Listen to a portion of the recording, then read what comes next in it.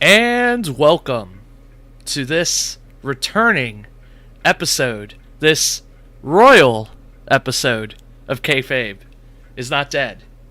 I'm your host CJ, and who do we got today? Oh, hell yeah. Is that who I think it is? Oh, the Dapster. So, man, we have a lot to talk about. Much to talk about. So much to talk about. So, I mean, we got changing. We got veterans coming back. We got issues. So much has happened. well, in the turn of the year. Well, I'm so glad that you brought that up, because that can segue beautifully into the fact that Raw 25, ladies and gentlemen, was the worst. My God. I don't think it was the worst. I think it was the best Raw of the year. Okay. Well, considering they've only had, 3 or 4 of them so far, technically? That's... And the best of the 4. Whoa. So, okay. I guess my biggest beef is the fact that WWE always does this. They hype shit up to like the 10th degree. Ever since, it might even have been before this, but ever since at least the turn of the year, so when we got into 2018, they've been hyping this up. Oh, it's the 25th anniversary. We're going to have a bunch of superstars. Blah, blah, blah. We're going to have 2 different locations. And, That I thought was stupid. It was just like they set themselves up for failure. Because, I mean, how many times have they hyped something up to this degree and actually paid it off successfully? I don't think their I mean, you're the historian. I don't think their track record is It's not that good. Yeah. But I will tell you the most recent payoff. It's only really in probably my eyes, not yours, because I know how you feel about this performer or wrestler. But I think the biggest hype, well, not ever, but within the recent years since you've been watching, the return. What was that? Completely, the return of Goldberg. Oh. Destroy Brock Lesnar in like 30 seconds. That was an awesome moment, because, I mean, unless you're, like, listening to Dave Meltzer and, like, following his every tweet, you probably didn't know that was happening. And that's what made it awesome. And that just proves my point. If they didn't hype this up at all, if they just did this, if they just had this show, and then, we got Stone Cold, we got Undertaker, we got Trish Stratus, we got all of these cameos, Brother Love, and we get some poker with the APA and all this other crazy stuff. If they just had that without hyping anything up, and then they just said, "Oh, hey, by the way, guys, it's Raw 25." At the start of the show, Michael Cole goes on his little corporate rant about how awesome everything's going to be, and then they just and then we got the show that we got. Then my opinion would have been completely different. I would have said it would have been an awesome Raw. I think the only reason why they hype it up, though, is because besides pay-per-views, besides WrestleMania, they never sell out. I feel like they're like, we're going to have 2 arenas going, like 5,000 people, another one that fits like 10. Well, you're exactly right, because guess what? I don't know if you saw on Twitter or Reddit, but people have been freaking out because apparently the Manhattan show, which for the people that did not watch Raw, I would DVR it and just fast forward through most of it. But if if you didn't watch, the Manhattan show got robbed, and people supposedly paid face value up to $400. That's not including like the scalping price or anything like that. How would that make you feel if you went to that Manhattan show and let's say you didn't even pay 400? Let's say you got cheap seats for $100. Even at $100, I would have been pissed off.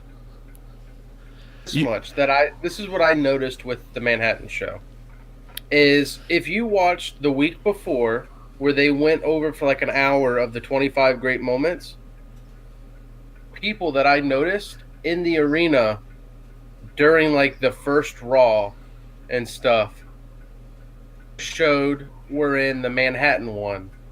So like their original seats 25 years later. But I will tell you this much. Did like about this 25 Raw was like you said, there were only 4 matches, but I felt like my attention was held on to longer hours than any other Raw, where they have 8-9 matches on the card. Well, what they had were pretty much. I mean, you had Bray Wyatt versus Matt Hardy, which was okay. It was really short. But I think it was short because of the whole DX moment right after. But I mean, you had the Roman Reigns Miz match that went on for a while. That was probably besides some of the side moments, as far as the wrestling was concerned, that was definitely the best match of the night. And I'm kind of surprised. I'm kind of surprised they didn't if they made that the main event, if they closed with that, I think a lot of people's opinions would have been a little bit different, because that was an awesome match, and we'll get into it in a second. It's just so weird. Like they can't not know that a lot of people. I mean, I think this got 4 million views when it was airing live. Like, they know that this got hyped. They know how to market. But wouldn't you want to put your best foot forward and try to get like those people that are tuning in for the first time in 10, 15 years just to see Stone Cold stun McMahon? Don't you want to convince them to tune in to the Royal Rumble? To like, oh shit, this Roman Reigns guy's pretty cool. Let me watch some more. But I mean, if I was a new viewer, I would have stopped like halfway through. If you were new to the WWE and Raw... No, well, I'm sorry, not new to, like, the universe, but just, like, tuning in for the first time in, like, years. If you're recent, like, if you're not an Attitude Era guy... I'm saying if you are an Attitude Era guy coming back... Oh, if you were an Attitude Era guy, I mean... Speak for myself, being an Attitude Era guy, and, I mean... 5, 6, 7 year stint where I stopped watching pretty much right after the whole Ruthless Aggression era, I guess. Yeah. Watching it then. But I paid, let's say, $100 for the nosebleeds, which in those smaller arenas, good seats. And yeah, I'm sure there wasn't technically a bad seat at that Manhattan show, but for Barclays, I'm sure people were way up there.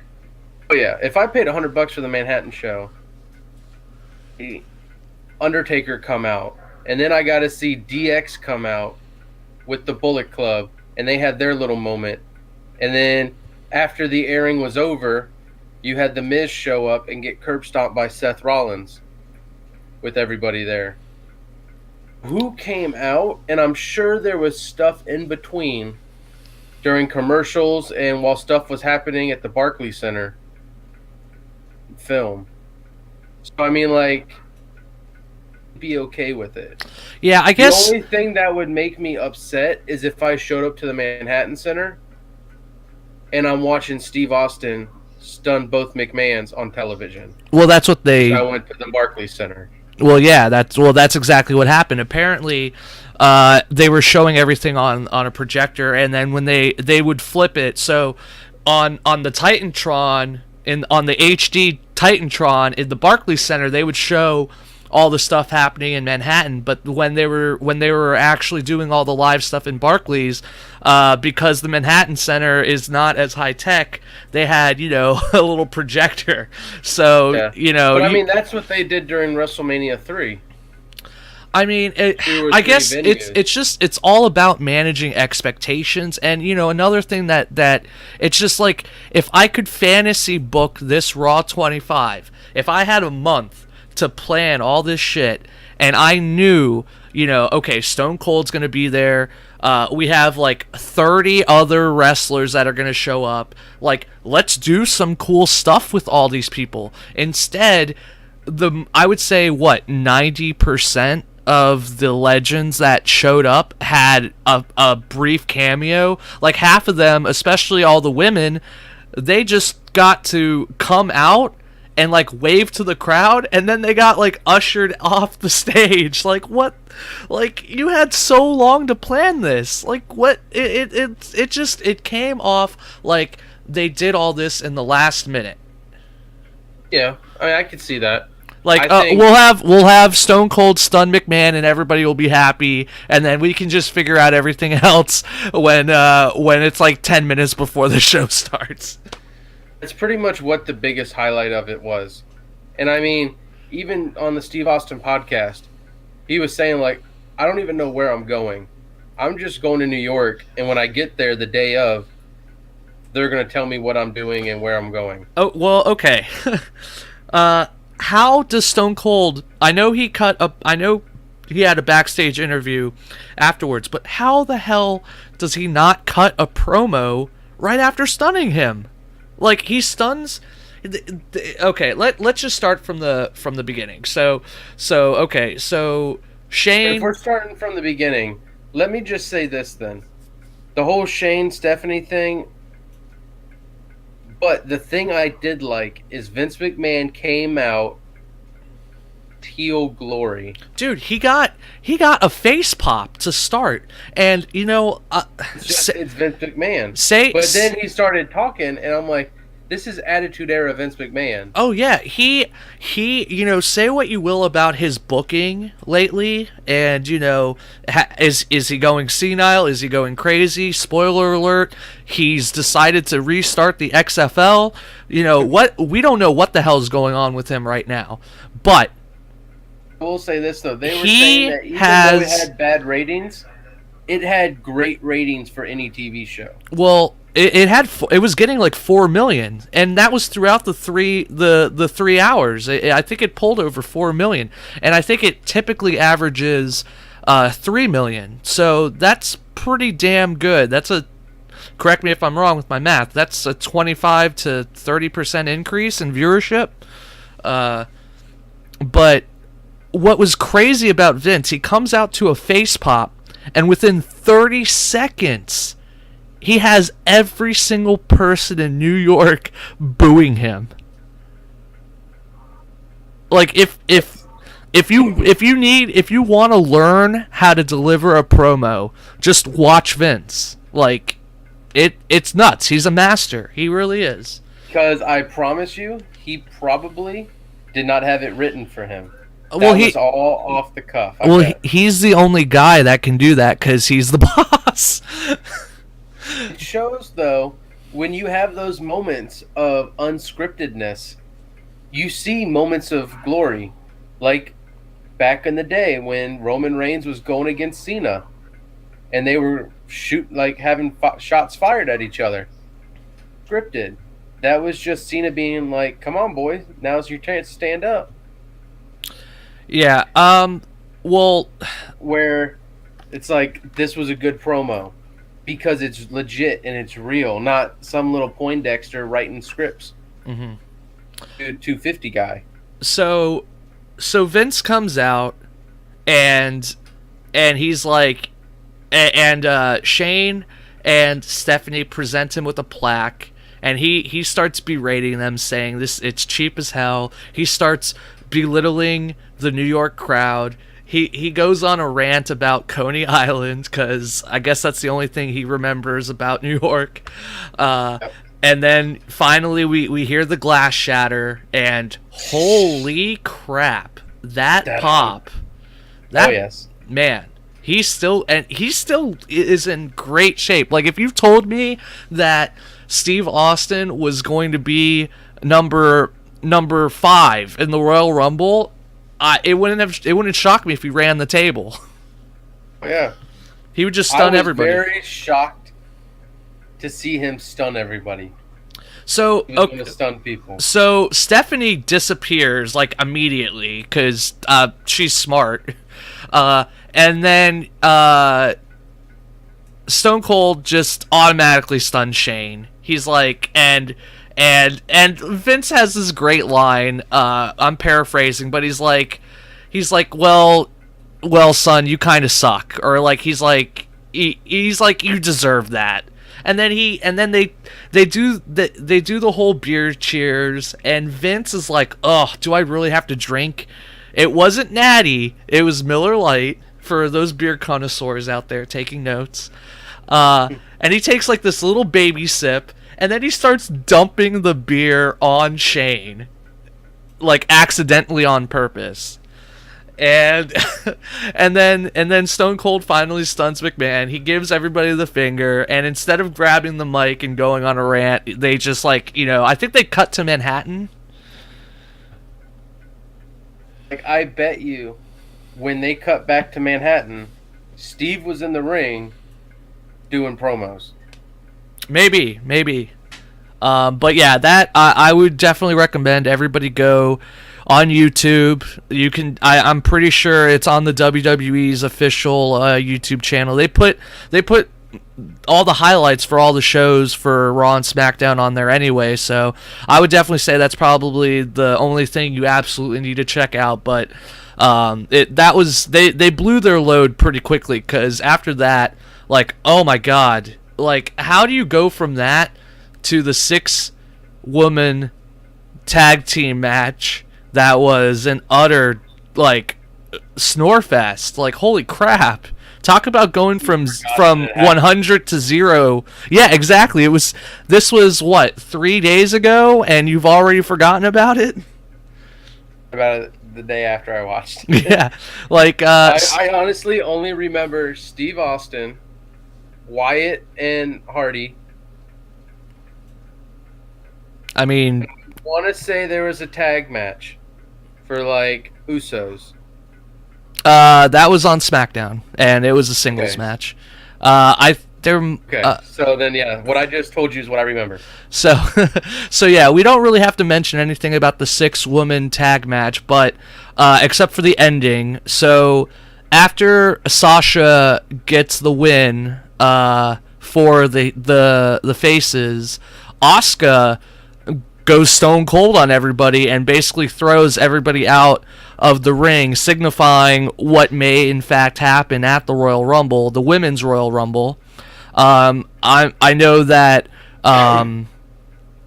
Corey Graves has been very adamant that he's had Asuka picked since this thing has started, so it wouldn't. I have Asuka picked too. I mean, spoiler alert, we'll get into our predictions in a little bit, but I mean, if we were betting on this, Asuka is most likely the favorite. But it's got to be her. It's never a big person, so it's never Nia Jax, because they're all going to double team her and throw her over the ropes, and she's going to break a hip. I mean, I don't think they're ever gonna. I think Asuka's run is gonna very long time until she loses a title. Where I think it's going to happen. So, then we get the APA poker segments, teasing some stuff that's going to happen with Heath Slater, and then eventually we get the Roman Reigns Miz match for the IC title, which was definitely the best match of the night. Yes. Miz goes over. He I'd have to rewatch the match on my DVR to see if you can actually see Miz taking the turnbuckle off. But what happens is it happened so fast that nobody really caught it until the announcers brought it up and they show the replay. But I didn't even catch it either. Yeah, I don't. Everybody who hits their head on the turnbuckle now is like an insta kill. Yeah, it's the best finisher of all time. But when they showed the replay, I think they cut away from it. Like they showed a different camera angle in real time, and then in the replay they showed Miz actually taking it off. But he dodges Reigns and throws him headfirst into the exposed turnbuckle. And then skull crushing finale, 1, 2, 3. We got our 8th reign for the Miz as the IC title, as the IC champion. That's the most though. I think actually Chris Jericho has 9. I got Chris Jericho had 7. Yeah, one of us will have to Google, but but yeah, that was a great match, and if they're not going to continue this feud, but if they did, I wouldn't be mad. True. I mean, everybody thinks that we're getting Roman Brock for WrestleMania. Do they set this up through the Rumble? We'll debate about that, but I mean, it'll be interesting to see what they do with the Miz and with the IC belt. You know, does Elias go after it? Does Finn Balor go after it? Like we'll see, but especially because we know Dean Ambrose is going to be out for a little while still.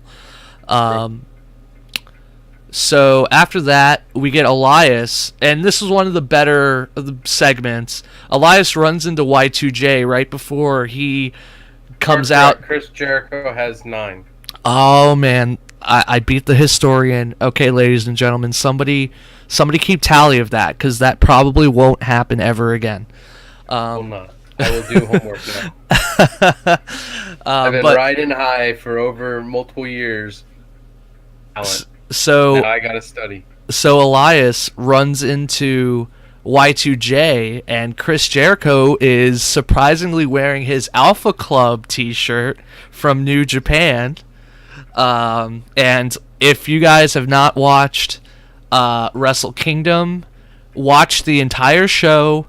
It's what makes me so pissed off about things like Raw and SmackDown, when you can see what other promotions can do.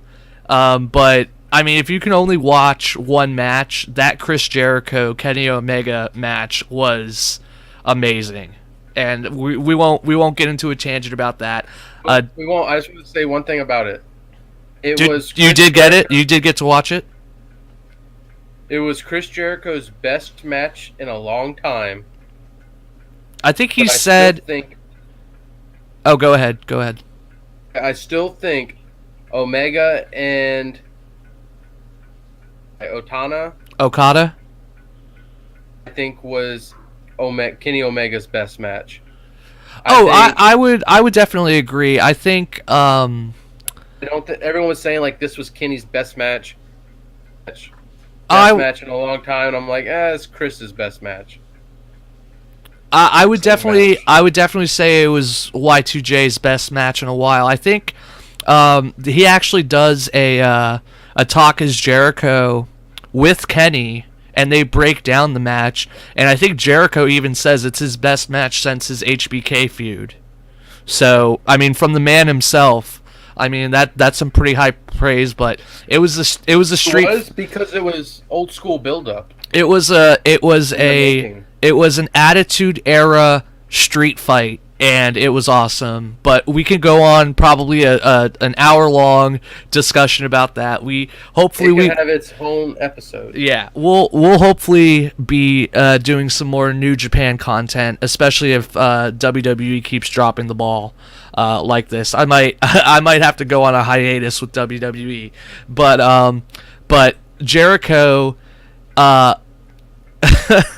he teases Elias a little bit, and he eventually puts him on the list. We get a return of the list, and I gotta say that pop that Jericho got, was almost as loud as Austin's. Almost, but it will never be as loud as Austin's. I mean, just the fact that it's close is pretty incredible. I mean, I would argue that people that I think will ever have the biggest pop. I mean, Austin might have. Rock. And what, Hogan? If Hogan came back, that'll probably be the biggest pop. See, I think you could even argue that Austin gets a bigger pop than anybody, including Rock and Hogan. Maybe not now because The Rock is such a big movie star and he has a little more mainstream appeal.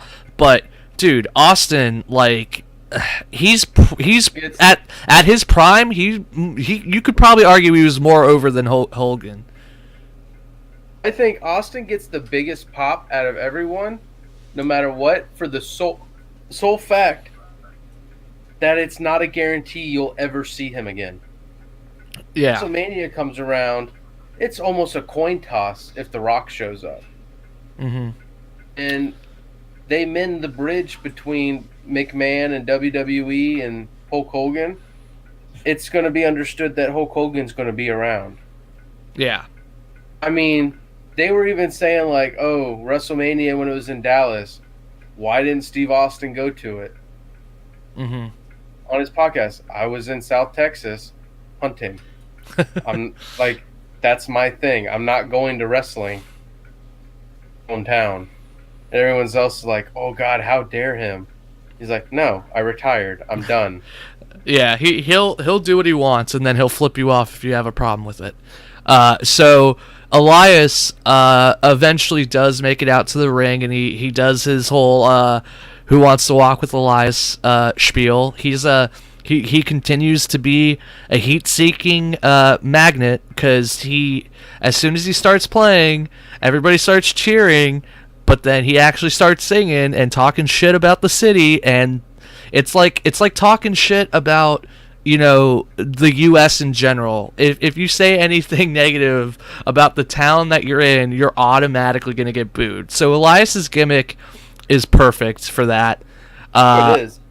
It's going to get tough, though, one day because he's a really good wrestler. And he's like a ground and pound bruiser. Yeah. Yeah, and like everyone loves that. So eventually he's going to stop getting boos. I don't know, man. If I don't care how good you are, if you say, you know, Brooklyn is the worst, you're gonna get booed. It's like the cheap pops, though. Well, I mean, it is kind of a cheap pop, but because he's also doing it to music and he kind of changes the lyrics up a little bit, he actually puts a little bit of thought into it. You know, I'm definitely oversimplifying it. But his gimmick, he's perfected it at this point. I do want to go back on the copyright WWE network and watch some of his early stuff in NXT. I admittedly did not know Elias while he was in NXT. I know it was more of the drifter. He literally just like drifted around while the NXT show was taping. But did he actually go and address the crowd like this? Sorry. WWE was the first time he did it. Okay. Because God, it's backstage stuff. It's a hell of a gimmick. But so anyway, Cena comes out, and Elias just destroys him with the guitar, and I think the rumor was that we were going to get a Samoa... I mean, even Samoa Joe said it in his last promo that he was going to take out Cena in the Rumble. So I think they were setting that up. But I know Joe is injured right now. So I think they're pivoting to an Elias-Cena feud. It wouldn't shock me if Elias and Cena obviously are going to get into it at the Rumble. We'll see how that plays out. But you had any final thoughts about that segment? I mean, I thought I like any Elias segment. And now, I mean, that John Cena's probably in the twilight of his career. He's having more fun than having more fun than he's ever had. And he's actually like putting people over instead of getting out his shovel. But I mean, Elias is just a dominating force, and I'm glad to see that they're not burying him. Mm-hmm. Whether it's with John Cena or anyone else. Yeah. Built him up so high for the IC title and then crushed it. And then he's pretty much done nothing ever since. But now it's like they're going to give him a second chance. I love the fact that we got a guy with the guitar that uses it as a weapon to smash it over someone. Jared, it's never been done. Yeah. I don't even know if the Honky Tonk Man did it. No, Jeff Jarrett did it all the time. I don't even know if the Honky Tonk Man did. Because it was like, oh God, we can't do that. And then Jeff Jarrett smashed it even over, like, Mae Young's face. Like, I just want to know, no like, one was safe. I really want to know how much these guitars are, because they're actually playable. They actually, I mean, all guitars are playable. Didn't you ever watch the YouTube video of the guy play like Stairway to Heaven on like a Walmart kid's guitar with like Disney princesses on it? you'll have to send that to me. But I mean, they have to dummy these things somehow, because God, but all those shots look awful. Like that one, the first one he did with Finn, he like really messed Finn up too. So I mean, I got to assume these are like legit. I bet you they're like Mark II guitars from Walmart. Yeah, they just bought the whole aisle. Like 4 chords. Yeah. If Elias ever turns face, he'll actually start playing well. I mean, he could play in any rock band from the 80s. He just plays CAGE. Yeah. That's all he does. So I guess we'll cut back to Manhattan. We got that weird Undertaker promo that literally didn't say anything. And like a retirement thing. Yeah, God. I would have been so mad if I was at that show. Anyway, the DX stuff was fine. The Revival came out and took everybody's finishers. Balor Club, Balor Club two-sweeted them, which was cool. They did cut to commercial during Scott Hall's entrance, or I'm sorry, during Razor Ramon's entrance. Did you catch that? But the sad thing though is I heard Kevin Nash was there, but he didn't come out. Knee surgery. He's probably he's probably like, oh, they're not paying me for this shit. Fuck it. We got the Bray Wyatt Matt Hardy match, which was okay. It was pretty short. I'd imagine this is going to continue. That they're going to be pushing also for a Brother Nero return. Yeah, I know we're getting close to Jeff's return, and supposedly the TNA stuff has finally they finally settled with Anthem. So I guess Hardy does have all the rights to the actual broken, not the woken, but the broken stuff. So I really don't like this woken Matt Hardy. You don't like it? You don't like saying the word woken?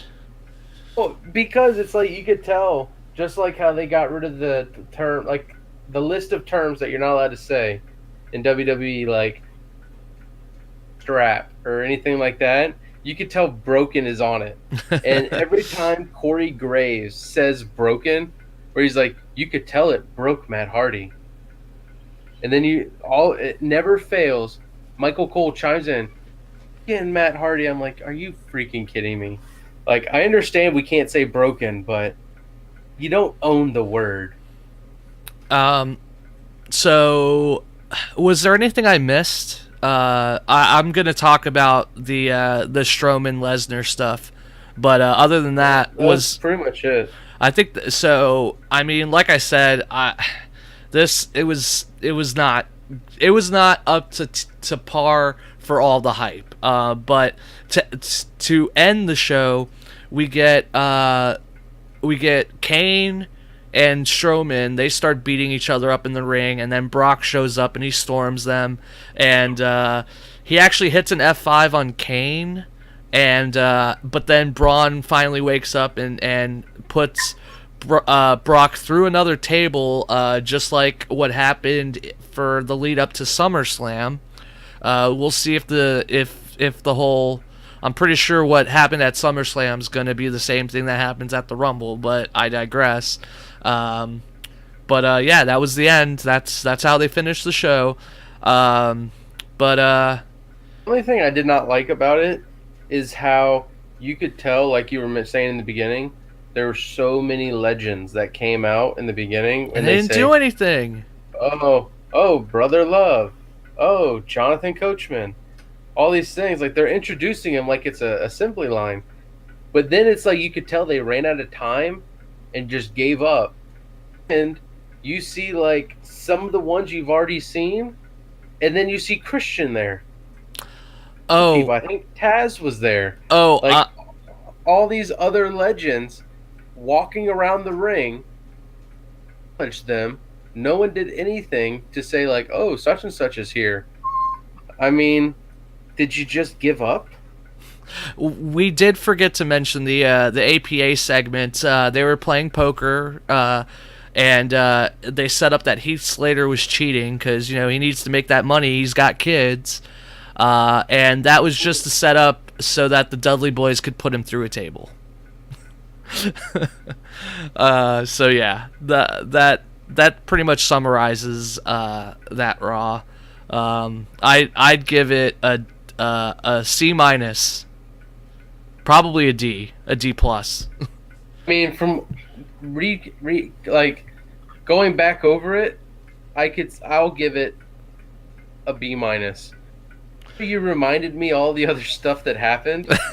The part that played in my head was a solid A. If it was just the Stone Cold stuff and they're like, ladies and gentlemen, we got a 20-minute show today, and then bam, Stone Cold comes out, gives everybody the finger. Fuck it. He stuns literally everybody. He just goes backstage and stuns everybody. The legends, Sasha, the women, everybody. That would have been an A plus for me compared to what we got. You know what I even would have loved to have seen, and I know it's too late now and it'll never happen, when they were doing the whole, like, SmackDown takes over Raw, while that was happening, if all of a sudden they showed the parking lot and you saw the Skull truck, just like they did the last time WCW and ECW tried to take over Raw, and you just saw Steve Austin pop out and just laying wasteland to everyone. That would have been awesome. But anyway, yeah, we could fantasy book that to death, but we got to move on because we got SmackDown to talk about. And if I'm being blunt, the only thing I know about SmackDown is that they have 5 people on their roster. That's about it. Well, SmackDown was definitely better than Raw. I'll say that much. We had Chad Gable versus Jey Uso in a singles match that was pretty damn good, and it just continues to show off that Gable is one of the top workers in the whole company. He's just so... He's ready and Gable. He's ready and Gable, and he's just so damn smooth in the ring. He dodges a super kick and counters into a rolling German suplex, and he actually gets the pin. And I still don't know why they didn't make him Kurt's son. That would have made a lot more sense. But let's see, Jay. We're in a time now. Society is more politically correct. Minds, our hearts, and our arms. Obvious interracial relationships.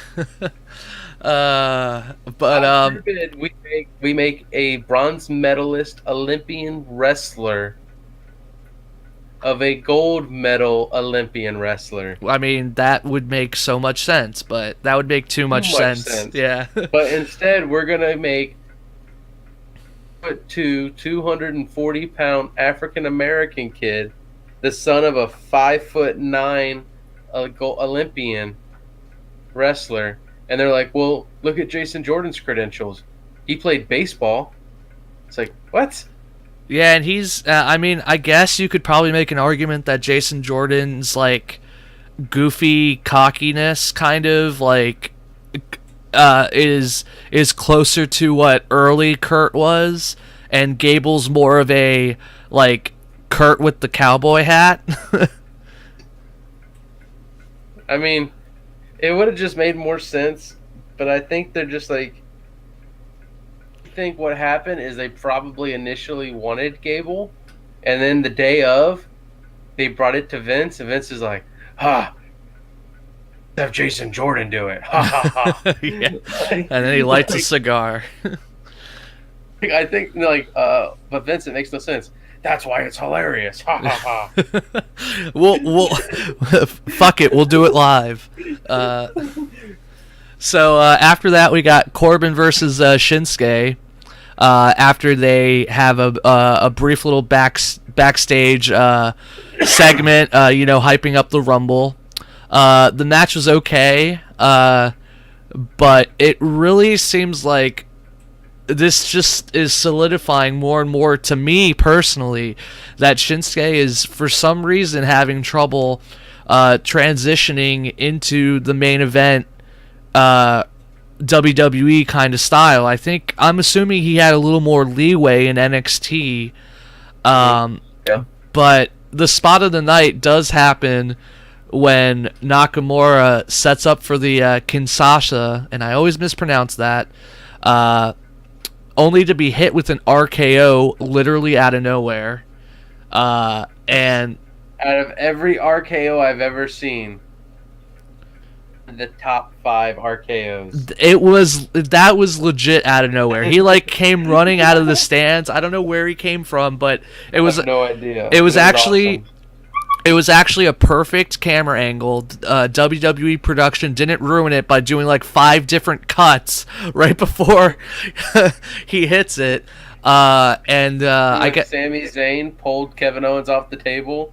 Where the first cut, you're like, "Oh my god, he came out of nowhere." The second cut, you literally see him sitting on the steps. His hat is like poking up. He's literally waiting, and it can't be like, "Oh, Shane didn't see him." Shane literally and figuratively had a bird's eye view of Sami Zayn. Everything.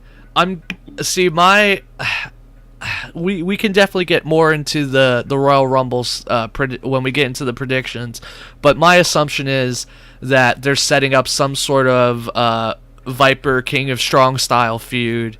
I'm guessing they're gonna be beating the hell out of each other at the Rumble and probably gonna cause both of them to get eliminated, but we'll definitely see. We got a women's match, and Naomi goes over Liv Taylor, right? Liv Morgan. Thank you. You're welcome. And yeah, that match was again forgettable. I really want the women's matches to get more time, but it seems like they always kind of just half-ass with the booking, not the women's performances. I want to make that abundantly clear. I think it's the booking, not the performances. I think honestly, it's like you said, lazy booking, because every match you've seen, Squad and the Reject Riot Squad with Paige came out, it's been the same matches over and over and over. I guess the biggest, it's probably not even the booking, like the actual wrestling booking. It's the storytelling. Like there's no like oomph behind any of it, and I think that's what really takes the wind out of the sails of a lot of these women's matches, because they're only given one match typically in an entire night of whether it's Raw or SmackDown. They really need to give the women some tag team belts, but that's a whole nother debate. Eventually. So then we get an awesome main event with AJ Styles versus KO, and then he has to fight Sami afterwards. Sami Zayn performances I've ever seen, by the way. So the rumor actually is that KO is legit hurt. So maybe the Rumble. Like it. Well, wait. What do you mean? That match ended in like 30 seconds. I mean, he definitely looked like he was hurt. Well, I think they're saying there's something. He's been like nursing an injury for a while now. And I mean maybe maybe we're getting the wool pull over me. Maybe I'm working myself into a shoot. Who knows? But maybe we get a one-on-one match between AJ and Sami, because after what we got on SmackDown, I absolutely want to see that. Me too. But, officially WWE hasn't said anything about KO's status, so I got to assume that we're still going to get the handicap match. But AJ's able to sidestep and roll KO into a calf crusher, and KO taps immediately. But AJ, kind of heelish, holds it in until Sami shows up and beats him off of him. And he keeps beating him until finally they get separated, and we actually start the second match. Sami and AJ go back and forth in I mean, this might have been better than the Miz Reigns match from Raw. I mean, it's definitely neck and neck. I mean, I agree. I think that was probably one of the best matches, though. I think if they were given a little more time, they could put on a 5-star classic. And it really makes, especially with the Sami Nakamura classic that they had at NXT, I definitely want to see a triple threat between the three of them, AJ, Shinsuke, and Sami, for the title. Oh my God, that'd be so amazing. But or Fatal 4-Way with KO. I mean, throw him in there. Who cares? But AJ hits Sami with an awesome Frankensteiner, but it isn't enough to put Sami away. Sami's able to hit a tornado DDT, which very underrated and underutilized move in my opinion. And then he even pulls out the Michinoku driver, and he still can't put AJ away. KO, and I don't know how long this match actually was, but from KO is lying on the ground, and he has like a bunch of refs and like first responders checking him, and they bring a stretcher out, and it takes the majority of the match to get his fat ass on the damn stretcher. Only for AJ to immediately throw him off of it. But when AJ goes back in the ring, he gets hit with a haluva kick and then the Blue Thunder Bomb, and Sami actually gets the win. He actually gets a finish with the Blue Thunder Bomb. People on Reddit were saying that's the first time he's ever actually gotten a pin on SmackDown, at least, with the Blue Thunder Bomb. I guess that might have been a secondary finisher for him in NXT. I love this haluva kick Blue Thunder Bomb setup, though. It was pretty damn awesome. Me too. I thought it was about time he got one. I mean, this main storyline, Bray Wyatt does with Sister Abigail. Yeah, it looks awesome, and that should definitely be his finisher. But we'll see if that's a one-off or if he actually starts using that as a finisher.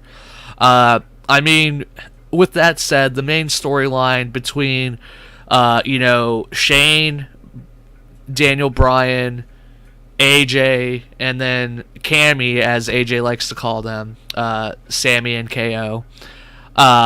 It's a convoluted mess, but the show itself was definitely way better. It definitely helps that it was only 2 hours long. I give it a B. The 2 hour time slot's always better than the 3 hour one. That's why I said that this was the best Raw in a long time because mention for what I remember. Yeah. So, did you have any final thoughts on either Raw or SmackDown? I know we kind of flew by SmackDown just because we have the Royal Rumble predictions to get through. Oh, I mean, I thought overall it was a solid SmackDown.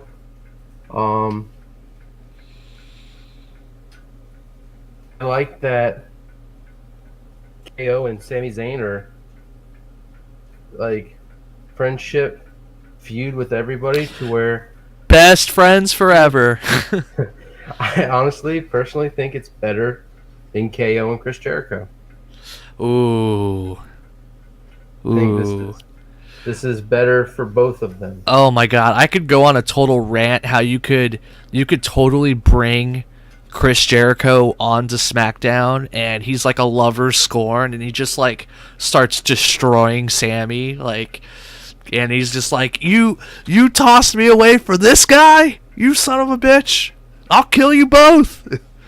I'm the alpha. Man, that would be amazing, but I just really want Sammy to get a championship. Give him the U.S. title, for God's sakes. I mean, just fuck. He's Canadian. I mean, Jinder Mahal's Canadian, and they're putting him in a feud with Bobby Roode. And KO's Canadian, and he was the U.S. champion for a little bit. He was the new face of America. But anything else or do you want to move on? I'll take your silence as let's move on. All right. So I don't know. Spoiler alert: Enzo Amore has been dismissed from WWE. If you haven't been following the news, he was, I guess, accused. It's either a sexual assault or just a physical assault of some kind. And he did, I guess the word is that he didn't tell Vince or, the WWE higher-ups, and this happened back in October. So unlike Rich Swann, who has been suspended, the fact that Enzo didn't say anything, I guess caused him to be taken off the show. So that, or kicked out of the company. So we don't know if there's going to be any kind of pre-show. I think originally it was supposed to be Enzo defending the title, but. So I don't know. Wait for them to get rid of the title. Yeah, I don't think they're going to, but we'll see. So I'm just gonna go by what's officially on the WWE website for now, and we actually, because we have 2 Rumbles, we don't really have that many matches. But the first one I think we should talk about will be the 2 out of 3 Falls match between the Usos, the current SmackDown Tag Team Champions, and Chad Gable and Shelton Benjamin, a.k.a. American Alpha 2.0. So, do you want to start us off on this? I mean, personally, I think somehow my money's on the Usos. I think the Usos are going over 2 out of 3. I think both. Oh, go ahead. Sorry, your mic's been cutting in and out a little bit, so go ahead. Oh, you hear me now? Yeah, you're good. This is important. I think anyone's gonna beat the Usos, it's gonna be them. But I don't see it happening at this pay-per-view. Yeah. I mean, it is the first one of the year, so they could. I mean, this whole tag division is definitely on fire. I mean, you could definitely make an argument for New Day having the belt, for Rusev Day having the belt, for the Usos, or for Chad Gable and Shelton Benjamin. So, I mean, we could definitely see the Usos move on to somebody else, maybe a Rusev Day. I mean, don't get me started on how over they are. God, I really want Rusev to do something. But I actually think Chad and Shelton have been doing a great job of slowly getting themselves over. Even as heels, I mean, they're both just so good in the ring. Say what you will about their mic skills. I think Chad is actually really underrated on the mic. He has some funny meme-worthy little phrases like what was it? But why are they in the match? Why are they in the match? And he has that shirt like hashtag free the belts. So I think they've been slowly getting over, and I got Chad and Shelton winning. I think they'll get a surprising quick pin to start the match. Usos will slowly battle back and get the second fall, and then they'll have some sort of dramatic finish. Maybe Chad and Shelton will disqualify themselves somehow with some chicanery, now that the Usos are faces. Even they're like anti-faces because they still talk about the Uso penitentiary and whatnot. But I definitely think this is, you could definitely argue this is a 50-50 type of match. But I think it'll definitely be a hell of a match, especially if it starts the show. It'll be a good way to start the show. Top matches of the night, of like actual matches, not rumbles. Yeah, I think my hope those are going over. My hope is that the fact that there are only 6 matches officially on the card, I really hope this. I know the rumbles are going to obviously be pretty long, but because there's only 4 other matches, this will allow, and they're all for titles, that they do give them some time to actually do some cool stuff. Definitely, because this is 2 out of 3. I wouldn't be shocked if this goes 15 to 20 minutes.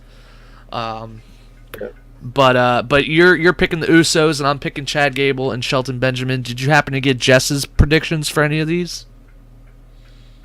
Said is Roman Reigns is going over. Okay. Boo. Boo. That Roman Reigns is going to come out in the middle of the 2 out of 3 falls and pin both teams by himself. And the Raw face is going to become the SmackDown Tag Team Champions. So that's what he's thinking. I mean, that's definitely a heel move. So, but we'll actually segue into the Raw Tag Team Championship. We got the odd couple of Seth Rollins and Jason Jordan as the champions, facing the original odd couple of Sheamus and Cesaro, aka The Bar. I mean, if our listeners, if we have any old school listeners that have been following us for a little while now, they should already know that I'm a huge Bar mark. Cesaro, just like Rusev, is one of the best guys in the ring, and for some reason he will never be put over as far as a single competitor. But this tag team with Sheamus has been awesome. It's really hard for me to predict this match though, just because of the Rollins Jason Jordan stuff.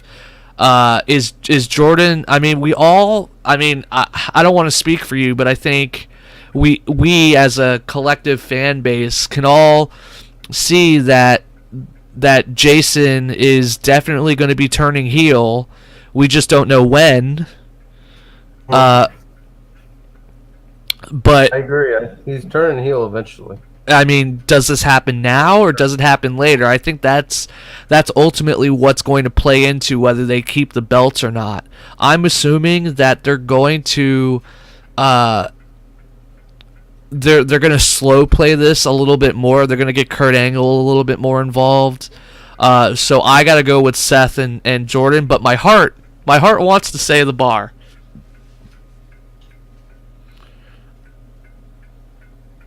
What about you, Hodap?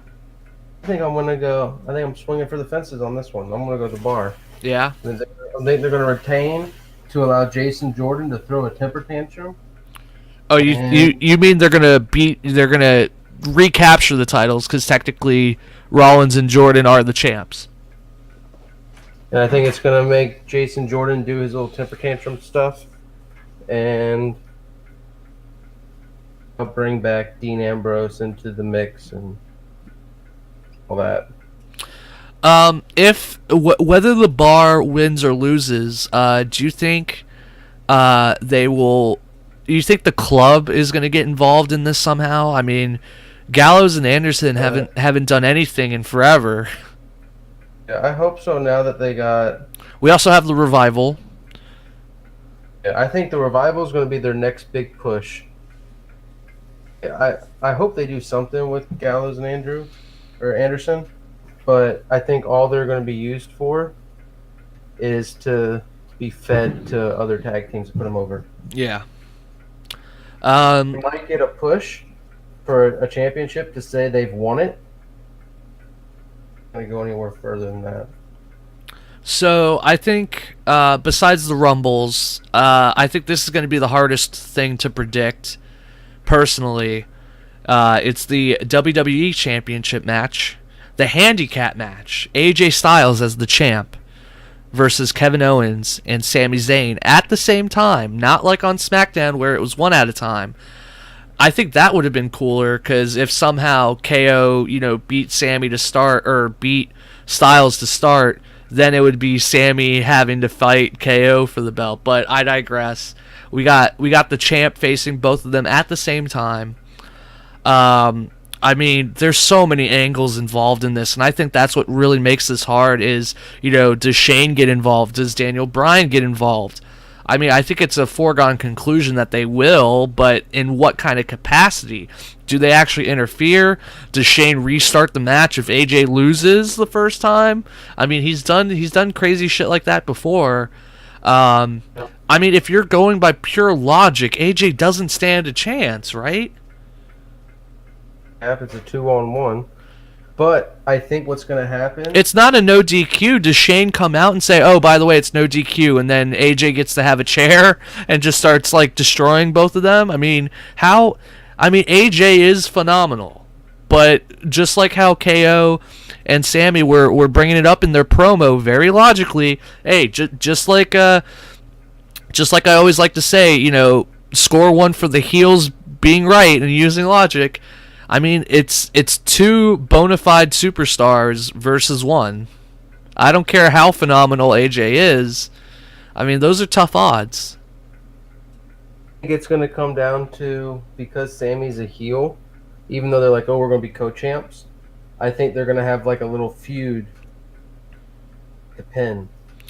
See, if WrestleMania was closer, then I would love for KO and Sami to win, and then they fight over who actually gets to hold the belt for real at WrestleMania. The friendship has to blow up again for the millionth time, but man, I really hope it's over a belt like the WWE Championship. But with all that said, AJ's going... the only time he gets the belt. Yeah, exactly.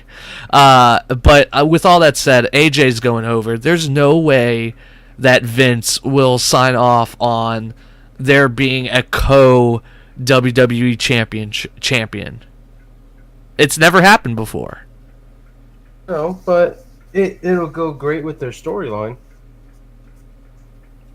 But all about doing things the first. Yeah.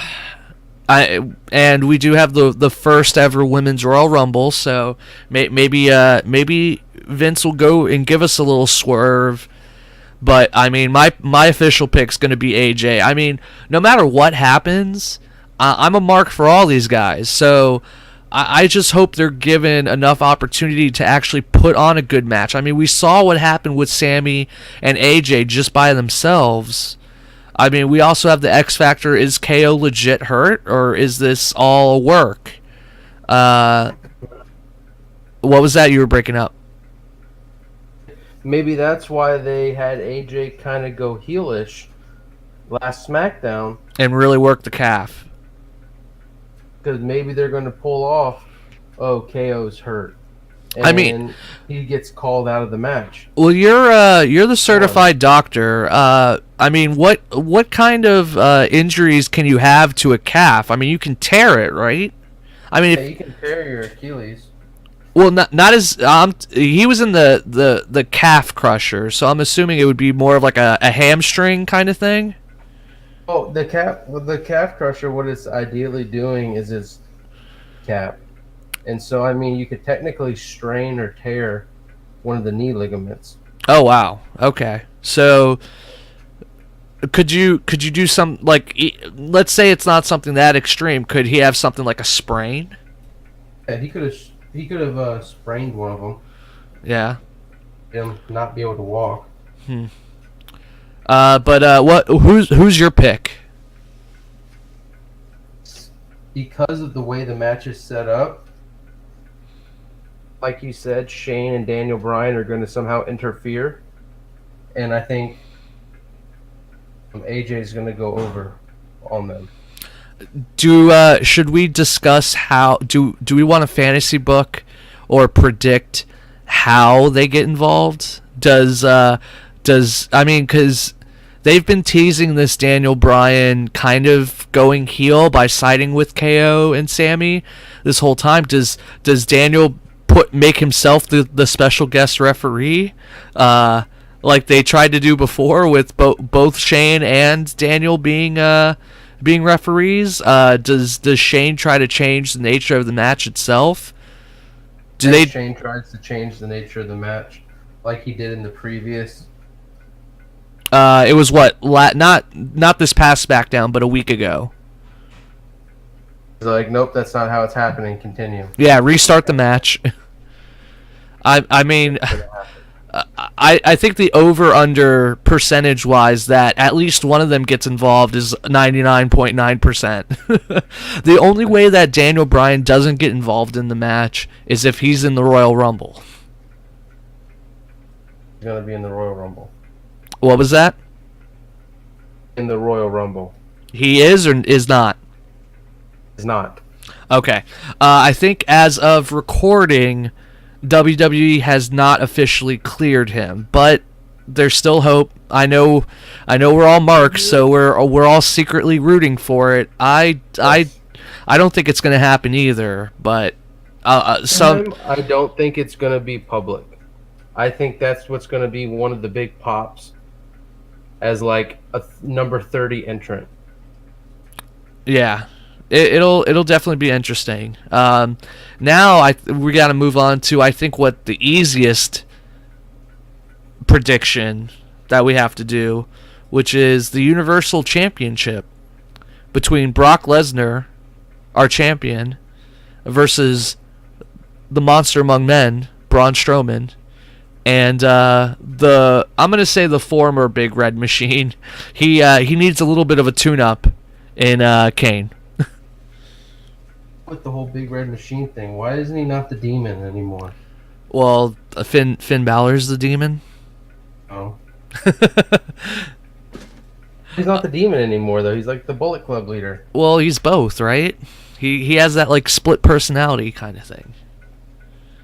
You wouldn't like him when he's angry. Stoppable when he becomes the Demon, and so far he is. But I he mean, needs to stay that way. do you want to move on and just talk about the Rumble matches? I mean, what Brock's going over and Kane's eating the pin. Yes, Brock is going to go over. This is going to be a match between the two of them where Braun Strowman goes over. But the only thing is, if Braun Strowman ever goes over, who is going to be there to knock him off the pedestal? If they were smart, it would be they would repeat the Braun Roman Reigns angle, and that's how you get Reigns finally over.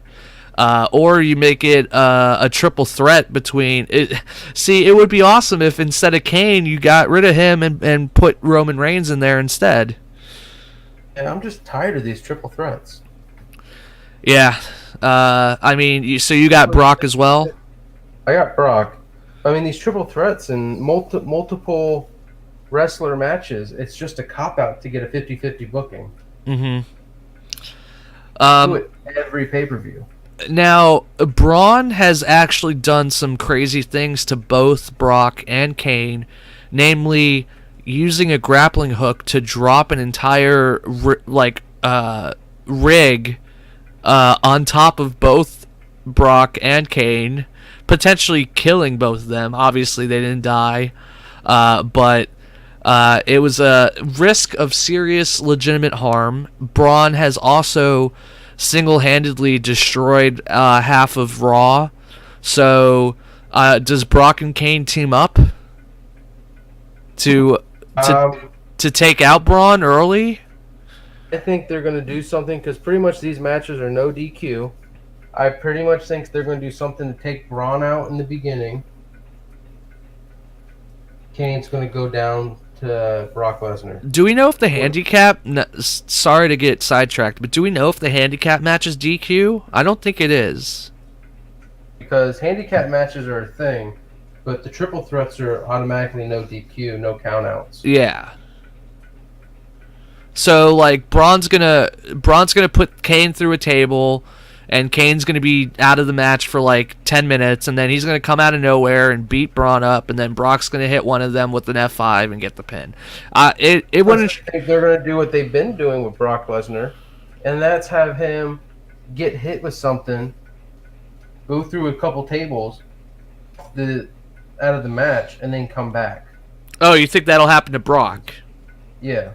That's what they've done the last Yeah, times. it wouldn't shock me if this follows a very similar script to the awesome SummerSlam match. But the thing about the SummerSlam match that makes this different, and it's a lot different, is you have Kane in this match, a guy that is obviously way past his prime. I mean, my God, he should not be involved in this match at all.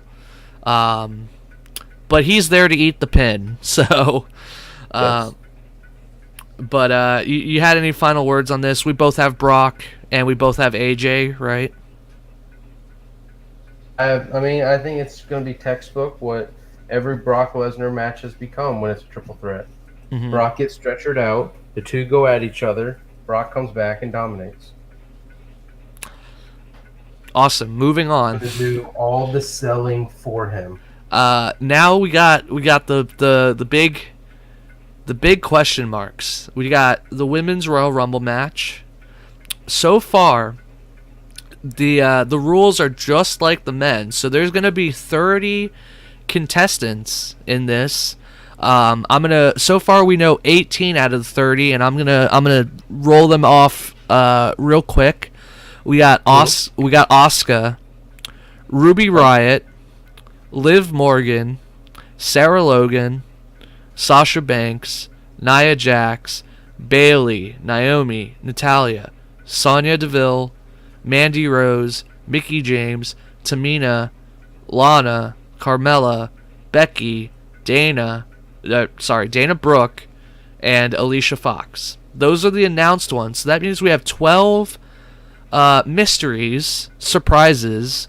I'm assuming that Trish Stratus is going to be involved. We're going to get a couple call-ups from NXT, or not necessarily call-ups. They've had NXT people just show up, right? Like Ty Dillinger didn't get. He was in the men's Royal Rumble last year, and he technically wasn't called up yet, right? Yeah, he's just showed up. At number 10, of course. I think everybody, as far as a favorite is concerned, I think it's been pretty 50-50 between Nia Jax and Asuka, with Asuka, I think, being the favorite over everybody. I think the biggest question mark, and what makes this really hard for me to personally predict, is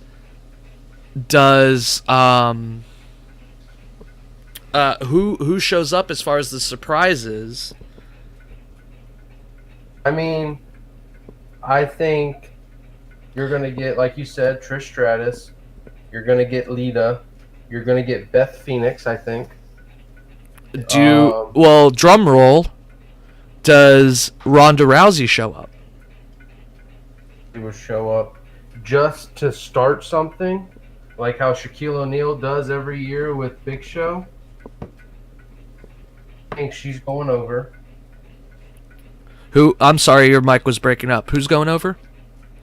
I think Ronda Rousey will show up as like a number 30 just to kind of start a feud with somebody over. Oh man, an Asuka Ronda Rousey feud would be money. But you know what? I wouldn't want to see that in a squared circle. I would want to see that in a fucking octagon. I think it would be optimal.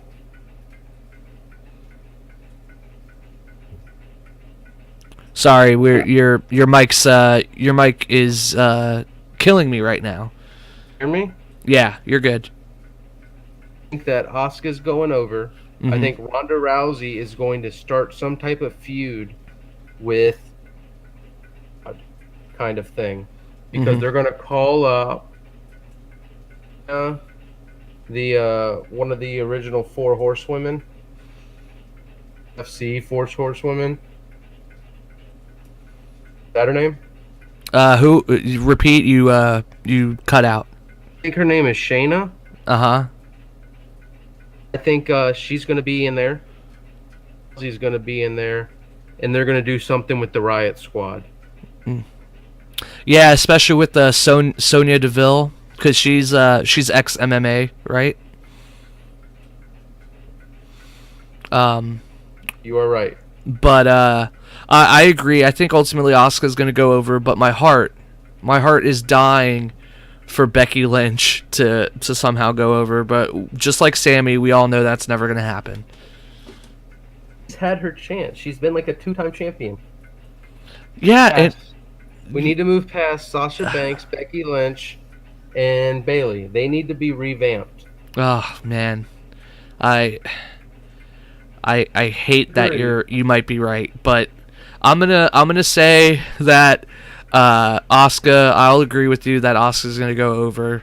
I don't honestly. If we could fantasy book for a second though, I would love if it wasn't Asuka.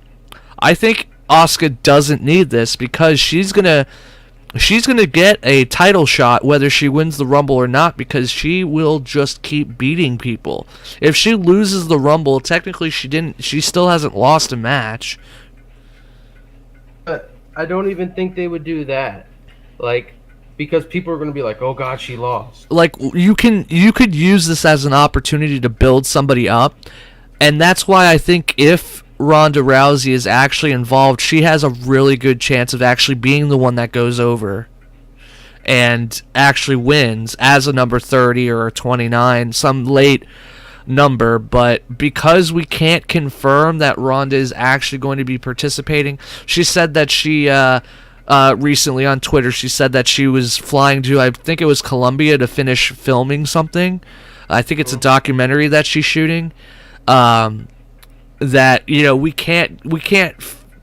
we're guessing if she's actually going to. So if I'm going by the people that we know, then I got to pick Asuka as well. Did you have anything else you wanted to oh I'd be remiss to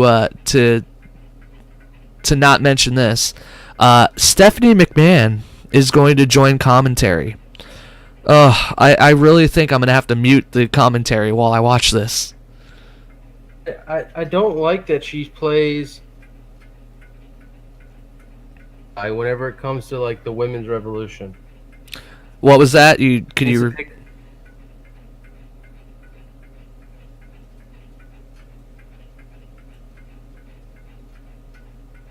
gonna have to fix your audio. Can you hear me? Yeah.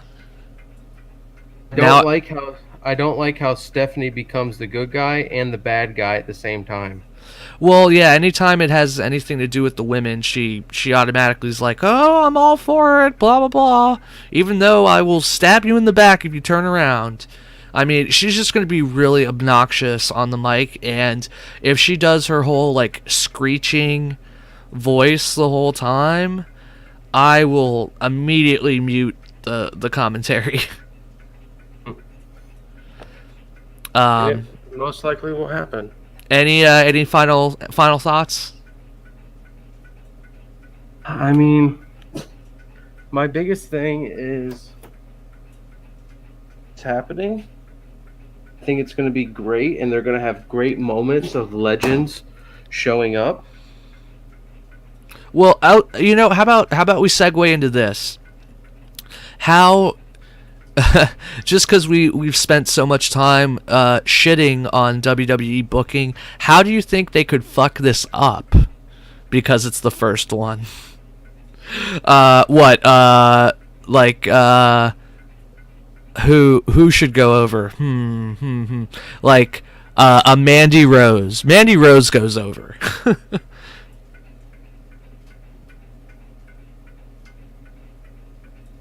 That they could screw it up is if they're promoting the women's revolution, right? Mm-hmm. Women are equal to men. The only way they can screw this up, the eliminations are so over the top cheesy. You could tell it was like a botched thing or something where it's like, you know what? He's had you guys go through the middle ropes. Yeah, I don't think they're gonna do that. I think they've officially said it's over the top rope and whatnot. But it would be it'll be pretty interesting to see like how Trish Stratus gets thrown out. If like when Lana gets thrown out and Nia Jax get thrown out, like if they do it so horrifically, everyone just cringes. Like, oh god, Nia. Like last time Nia Jax went over the top rope. Like, she hangs herself every time. Well, we do know because she's the champ, Charlotte's not involved, so we don't have to worry about her botching another moonsault. Yeah, I think we could. I think this should be good. It'd be very tough for the WWE to screw this up as long as they pick a good winner, whether that is Asuka. I mean, there are plenty of good women wrestlers and over women wrestlers that could totally win this. This doesn't have to be Asuka going over. If they do pick somebody else, I'm not going to throw my keyboard into my computer monitor. Unlike segueing into the men's Royal Rumble, oh my god, if John Cena or Roman Reigns go over in this fucking match. Oh my god. I hope Philly riots. And we actually have like a legit reason to have a thing called the Riot Squad. What would you do if... I mean, how many do we know that's entered? 20? No, actually, it's better than that. So, it's 12 out of 30. And this is updated to the most recent release, which includes all of the New Day. So, the 12 out of the 30, we have John Cena, Finn Balor, Randy is the New Day. What? 25% is the New Day. Yeah. Well, actually, it's 10%. 3 out of 30. So announced. Well, yeah, true. Your math is better than mine. John Cena, Finn Balor, Randy Orton, Shinsuke, Elias, Baron Corbin, Matt Hardy, Bray Wyatt, Aiden English, Rusev, Titus O'Neil, Apollo Crews, Ty Dillinger, Big E, Kofi Kingston, Xavier Woods. Now, it was 13. Technically, The Miz is still listed as a contestant, but obviously he went over and has the IT title now. So, technically, Roman Reigns is not listed. So, does Roman Reigns take The Miz's spot? I'm assuming yes. Why can't The Miz be in it? Well, because he's a champ. I mean, I'm not. So was the Ultimate Warrior when he beat Hulk Hogan. Well, I'm not saying that The Miz can't be in it, but I think it's doubtful that they would put him in since he just became a champ. I would assume they would use this as an opportunity to put Roman Reigns in the match. I mean, maybe. I mean, they could. I mean, there are plenty of spots. They could have Miz and Roman Reigns go in. See, and I actually want to hear your opinion on these two, kind of segueing. I would love to see the Bludgeon Brothers get involved. That's How that they interact with Bray Wyatt. that would be great. That actually, I didn't even think about that. But yeah, we have a lot. We have a lot of spots to fill. We have more spots in this match to fill than the women's Rumble match. So, as far as guests, the only one that I think is coming back is Jeff Hardy. Other than that, I'm honestly at a loss as to see who else they're going to be filling this spot with. Just say this. What would you, the reason why I love the Royal Rumble over every pay-per-view, 3 people that could come back. What would you, and you know they're never going to win unless, like, except for Batista. But oh man, that's a good one. Never going over. But what would you do? All of a sudden, number 29, it does a like it's counting down, and all of a sudden you just hear a real American, and it just builds. Could you imagine the pop that's gonna happen? I have one better. What if you get 3, 2, 1? Yes. Yes. Yes. Yes. Yes. He would be at number 30. That would be I guarantee okay, I'm not going to say guarantee, but it would be probably a bigger pop than Hogan. Probably would. But it's just like Royal Rumble. The fact that he still hasn't been cleared, I have to assume that Bryan is not going to be in the Rumble and that he's just going to be involved in the WWE Championship match. As far as the Rumble, though, is the only time they actually keep secrets. This is true. This is one of the few times WWE does not spoil things. I think the Bludgeon Brothers is a great idea. Who else is like the mid-carders? Ty Dillinger. Oh, Ty Dillinger's already announced. What about we got to think of like mid-card guys and Jinder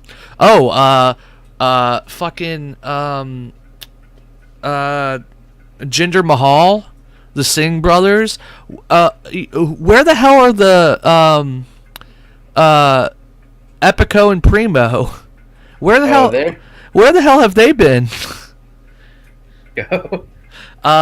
What about Aleister Black? Like some NXT people? Velveteen Dream. The Ascension. And I hate what they've done with the Ascension. I know. Oh my God. We got the Fashion Police. Training NXT Tag Team Champions. Who's the 3-person group in NXT? They're the current tag team champs. DIY or something? No, not DIY. They're oh man, it's they're led by they're led by Adam Cole. I thought that was the DIY people. No, they broke up. Anyway, pretty much ever since like Samoa Joe and all of them came up, I've stopped watching NXT. Mm-hmm. It's just like, yeah, I definitely think there's going to be a lot of NXT men that get thrown into this. I definitely think Aleister Black's going to get involved. Maybe Roderick Strong, maybe Johnny Gargano. Well, wait, we can't really predict that because we have the takeover before then. So we'll have to wait and see what happens at the takeover. But NXT's actually been really awesome lately, John. I would highly recommend checking it out. Give it a look, because pretty much unless they come into town and I'm bored on a Friday night, here's and watch it.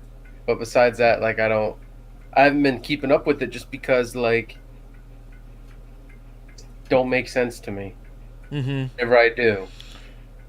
It's the NXT.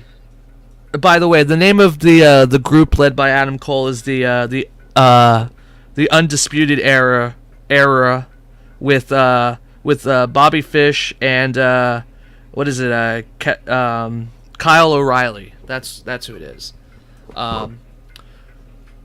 But yeah, Sanity could show up. Honestly, do you think there's going to be any crazy call-ups or any like anybody returning from injury? I think Jeff Hardy has a decent shot of coming back. I know Dean Ambrose is going to be out for a while longer. Jeff Hardy, but I'm trying to think. Bring out of the woodwork, and I highly doubt it because he's got a lot going on. But I would love to see Batista come back. That would be awesome. And I know he's said in multiple interviews that he wants to have one more run. And he's definitely good enough shape and young enough to be able to do this. It wouldn't be like the Dudley boys. What if Goldberg came back? Well, he's getting inducted into the Hall of Fame this year, so I think they're going that officially means he's retired. I don't know. The year Roddy Piper got inducted, his induction speech was like, "I appreciate you guys inducting me," blah blah blah. He's like, tomorrow in WrestleMania, because he was wrestling. So, well, that's why you're the historian and I'm not. I didn't know that. Nobody. I mean, pretty much it's always been the kiss of death. Because then it's like you're done. Yeah. But then at the same time, it's like, Ed, you haven't seen the last of me. Okay. Let's say Batista does show up. Does Triple H and and Randy Orton come help him out? I think if they did, Triple H is going to stab him in the back. Triple H does. CM Punk is number 30. Could you imagine the pop? Dude, if they brought back Daniel Bryan and CM Punk, dude, the fucking roof would explode. You know what? They wouldn't even have to go over. You could still have Roman Reigns actually win the fucking thing, but the fact that both of them coming back, I think that would be enough for most people. But I mean, I will say, to tip my hat a little bit early before we make predictions, I do not think Roman Reigns is going over. I think that, say what you will about WWE and their booking, but I don't think going over? They're not stupid. They're smarter than to repeat what happened in 2015. Yes. Going over? Who? I think we're going to get the WrestleMania moment, Shinsuke AJ. Man, our brains are simpatico, man. Because that's exactly what I'm thinking. I think Roman Reigns is going to get his title shot through the Elimination Chamber, because that is Raw. I think that, and also the Money in the Bank is also a Raw pay-per-view this year. So I was actually fantasy booking Asuka instead of going over in the Rumble. I think it would be so much better if Asuka got the briefcase, because how dangerous would she be walking around with that thing? You know, at a moment's notice she could cash that in and fucking win. What I want to see, though, is somebody like they used to back in the day with the Money in the Bank. Paige. Well, Paige is not wrestling anymore. But, I mean, you see, I don't know, Brock Lesnar sitting at catering, and then all of a sudden, bam! Case across the face. Yeah. That's what they used to do. So you think Shinsuke, and it's going to set up an AJ Shinsuke match? Going over to go up against AJ, and I think Asuka's going to go over to go up against Charlotte. Oh, you think she transfers to SmackDown? I mean, how to, but I don't know why they can't. Yeah, I mean, it's never. I don't think they've never said you can't do that. Now, if what I want to see with the Royal Rumble, that's what I want to see with the Money in the Bank. I want to see these swaps. If they wanted to be less predictable, they would give it to somebody like a Rusev. He's over. He's definitely credible. or a Finn Balor. I could definitely see either one of those guys getting it. People have been talking, or Elias. I know people have been talking about Randy Orton potentially getting it, but he winning it 2 years in a row. There's no effing way. Those people you've mentioned are perfect Money in the Bank winners. Yeah, I think, and I agree. I think those kind of mid card to potentially main title contenders. Those are the guys that are perfect for the Money in the Bank. The stipulation that always makes the Royal Rumble so. I'm